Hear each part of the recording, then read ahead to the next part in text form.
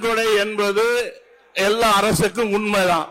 ஆனா நன்கொடை என்பது வாங்கினார்களா, அந்த பணிக்கு நான் இந்த பணியை கொடுக்கிறோம் என்று வாங்கினாரா என்பது மாண்புமிகு முன்னாள் ஐஏஎஸ் மினிஸ்டருக்கு நல்லாவே தெரியும். எந்த பணிக்கு என்னென்ன பண்ணாங்கிறது அவருக்கே தெரியும். அதனால ஆதாரம் இருக்கு என்ற எதிர்கட்சி தலைவரே ஆதாரம்.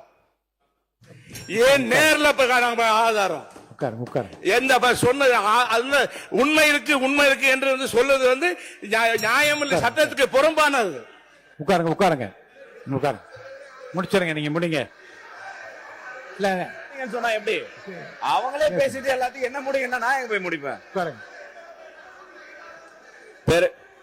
மாண்புமிகு பேரவைத் தலைவர் அவர்களே, எனக்கு நேரமே கொடுக்காம எல்லாரும் பேசிட்டு என்ன முடியும்? அது உங்க தவறு. நீங்க இருங்க, நீங்க உங்க தொழிலை பத்தி மட்டுமே 10 பேசியிருக்கீங்க. இல்ல பேரவைத் தலைவர் அவர்களே, அனுமதிக்க முடியாது. இன்னும் 3-4 பேர். பேரவைத் தலைவர் அவர்களே, நான் கேட்டது மதுவிலக்கு பத்தி தான். அவர் சொன்ன விஷயம் தான் பதில். பிரச்சனை எங்கிருந்து ஆரம்பிக்கிறது என்று சொன்னால் அமைச்சர் கூறிய பதில் இருந்து ஆரம்பிக்கிறது.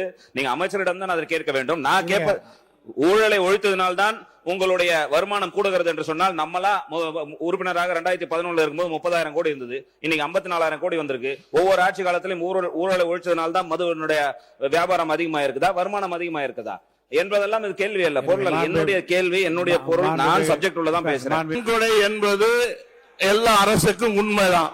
ஆனா நன்கொடை என்பது வாங்கினார்களா, அந்த பணிக்கு நான் இந்த பணியை கொடுக்கிறோம் என்று வாங்கினாரா என்பது மாண்புமிகு முன்னாள் ஐஏஎஸ் மினிஸ்டருக்கு நல்லாவே தெரியும். எந்த பணிக்கு என்னென்ன பண்ணாங்கிறது அவருக்கே தெரியும். அதனால ஆதாரம் இருக்கு என்ற எதிர்கட்சி தலைவரே ஆதாரம். ஏன் நேர்ல ஆதாரம் எந்த சொன்னது உண்மை இருக்கு என்று சொல்லுவது நியாயம் இல்லை, சட்டத்துக்கு புறம்பானது. உட்காருங்க முடிச்சிருங்க, நீங்க முடிங்க. இல்ல சொன்னா எப்படி அவங்களே பேசிட்டு எல்லாத்தையும் என்ன முடியும்னா நான் எங்க போய் முடிப்பேன்.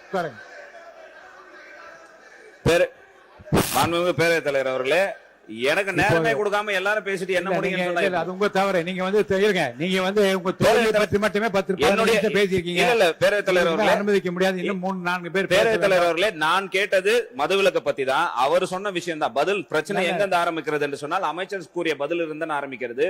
நீங்க அமைச்சரிடம் தான் அதை கேட்க வேண்டும். நான் கேட்ப ஊழலை ஒழித்ததினால்தான் உங்களுடைய வருமானம் கூடுகிறது என்று சொன்னால், நம்மளா உறுப்பினராக 2011 இருக்கும்போது 30,000 கோடி இருந்தது, இன்னைக்கு 54,000 கோடி வந்திருக்கு. ஒவ்வொரு ஆட்சி காலத்திலும் ஊழலை ஒழிச்சதுனால்தான் மதுவினுடைய வியாபாரம் அதிகமா இருக்குதா, வருமானம் அதிகமா இருக்குதா என்பதெல்லாம் இது கேள்வி அல்ல, பொருள் அல்ல. என்னுடைய கேள்வி, என்னுடைய பொருள், நான் சப்ஜெக்ட் உள்ளதான் பேசுறேன்.